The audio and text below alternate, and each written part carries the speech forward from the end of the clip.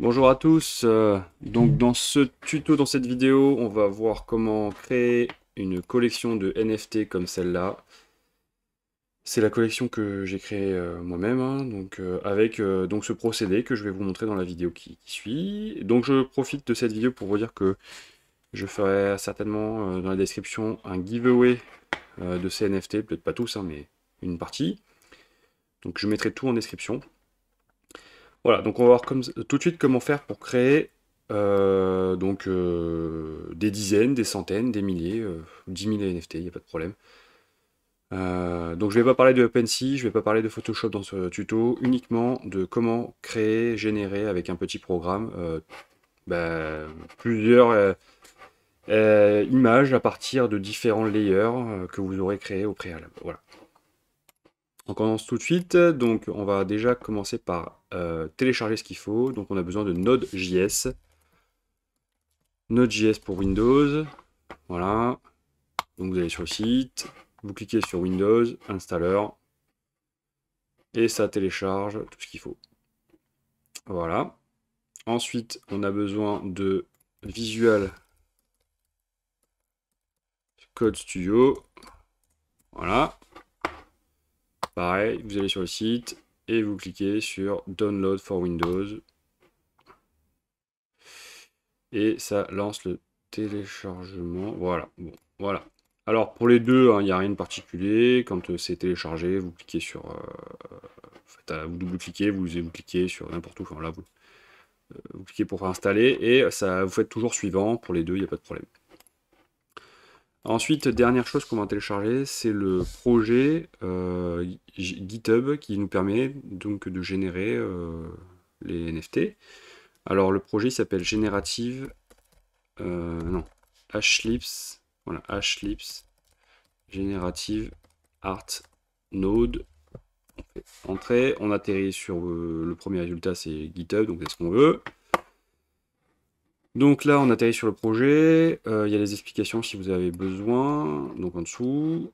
On va sur code, on fait download zip, voilà. Ensuite, ce zip, on vient le chercher ici. Alors, vous le copiez, vous l'extraire, enfin, faut l'extraire directement par exemple dans téléchargement. Ça, par exemple, si vous voulez le copier dans un dossier développement, ce que vous voulez, vous le mettez où vous voulez. Ensuite, il faut ouvrir, donc, une fois que c'est téléchargé et installé, il faut ouvrir Visual, voilà, Code Studio, là. Voilà, donc quand vous l'ouvrez pour la première fois, il apparaît pas ça, hein. Il apparaît rien. Apparaît une fenêtre de bienvenue. Mais la seule chose que vous avez à faire, c'est très simple. Vous prenez le dossier ici, vous faites un drag and drop ici. Et en fait, ça va apparaître. Voilà. Ce contenu-là va apparaître. Voilà, une fois que vous avez fait ça, on se retrouve donc dans Visual Studio Code. Et on va exécuter 2-3 commandes pour Node.js et les librairies, tout ce qu'il a besoin pour tout ce que le projet GitHub a besoin pour fonctionner. Donc faites terminal, nouveau terminal. Et ici, vous faites npm install. Entrée. Alors là, je vais pas le faire parce que moi, j'ai déjà fait. Alors je vérifie juste que c'est bien ça. C'est ça, npm install. Voilà. Et une fois que c'est fait, vous faites entrer. Donc ça met un certain temps, ça met 1 minute. Vous allez voir, dans le dossier, il va apparaître Node module ici. Voilà. Ici. Donc ça veut dire que c'est installé. Euh, le truc de Node.js, ça sera installé.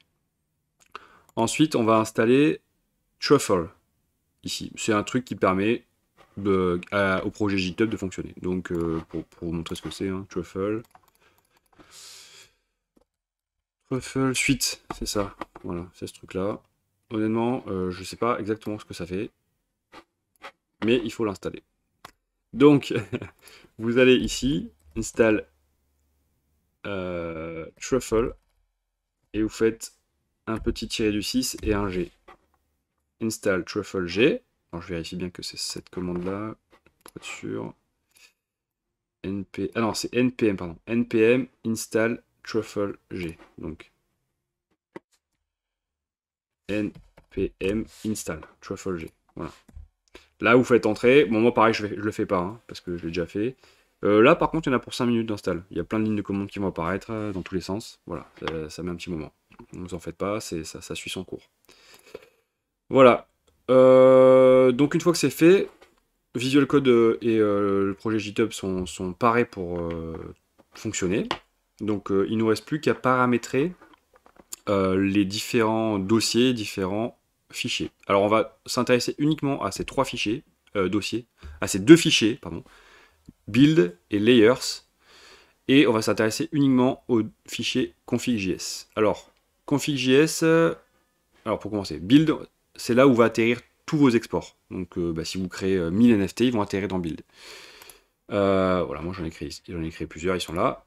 Layer, c'est là où vous allez mettre en fait vos fichiers sources. Donc c'est le programme, il va se servir dans ces fichiers-là pour créer l'export qui va atterrir dans build. Voilà. Et ensuite, il y a config.js. Voilà, c'est ce dossier-là. Ce fichier-là, pardon. Donc en gros, il y a trois choses à paramétrer. C'est ça là, const layer order, const format et défaut édition ici. Alors, layer order, c'est simple. C'est l'ordre des layers, des calques que vous allez mettre. Et ça correspond exactement ici, en fait, à ça. Donc, moi, j'ai créé, par exemple, plusieurs backgrounds. Sur ce background, j'ai mis des overlays. Sur ce overlay background, j'ai mis un body, donc la silhouette du personnage. J'ai mis headbase, je crois, j'ai mis les oreilles, mais je l'ai appelé comme ça. Voilà. Je crois que ça, c'est les boucles d'oreilles. Ça, c'est la bouche, les différentes bouches. Vous voyez, donc à chaque fois il y a différents trucs dedans. Voilà. Donc ça, il faut les créer un par un. Bon, ça, comme je vous ai dit, je ne l'explique pas dans cette vidéo. On pourra faire une deuxième vidéo s'il le faut. Mais dans cette vidéo, je ne l'explique pas. Et du coup, vous mettez l'ordre exact dans lequel il faut que le programme il compile en fait vos images. Donc moi par exemple c'est background, après c'est overlay 3. Alors j'ai pas mis overlay 1, overlay 2, hein, c'est normal. C'est parce que finalement je les ai pas mis. Il met d'abord le background, ensuite il met le calque avec les overlays, ensuite il met le calque avec le body, ensuite il met le calque avec headbase. Donc headbase comme on a dit c'est... Voilà, c'est différent. Je crois que j'ai mis fait différentes couleurs. Voilà. Et là j'avais mis... Voilà, c'est les boucles d'oreilles. Donc voilà, c'est ce qu'il fait. Donc il met donc le body, donc c'est le bas, pardon. Le body, c'est le bas, c'est vraiment les habits. Ensuite, le bas du personnage, c'est les habits, je veux dire. Headbase, c'est la tête. Headbase 2, donc c'est les boucles d'oreilles. Ça, c'est la bouche, donc il met d'abord après la bouche, après il met les yeux, après il met le chapeau. Et à la fin, en fait, on arrive avec un personnage qui est fini comme ça. Voilà, mais il faut bien faire attention à l'ordre, dans le sens que vous voulez mettre, sinon il va y avoir des problèmes. Si la bouche est en dessous du calque, par exemple, de la silhouette de la tête, on verra pas la bouche. Voilà. Donc ça, il faut que vous réfléchissiez comment faire pour que ça apparaisse bien. Voilà. Et ensuite, à chaque fois, donc là, c'est la ligne de commande, vous tapez exactement pareil, sauf que là, vous faites correspondre ce nom à votre dossier à vous. D'accord? Background, BG overlay 3, body, headbase, ainsi de suite. Et ensuite, number, ça correspond au nombre d'éléments qu'il y a à l'intérieur. Donc moi j'ai 8, par exemple, 8 background. Donc j'ai mis 8 ici. J'ai mis 19 overlay, j'ai 26 body, j'ai 4 headbase, voilà, enfin ainsi de suite. Voilà, une fois que ça c'est fait, ici vous pouvez choisir la taille de l'image de sortie. Donc 200, 200, 1000, 1000. Voilà, plus c'est gros, par contre, plus ça sera long à sortir. Bon, là, moi, j'ai mis 200, mais parce que pour essayer, vous verrez que pour faire des tests, c'est bien d'être en petite image, comme ça, c'est plus rapide. Voilà. Et ici, ça, c'est le nombre de copies que vous voulez sortir. Alors, si vous voulez en sortir 10 000, vous mettez 10 000. Voilà. Bon, pour le test, on va en faire juste 20.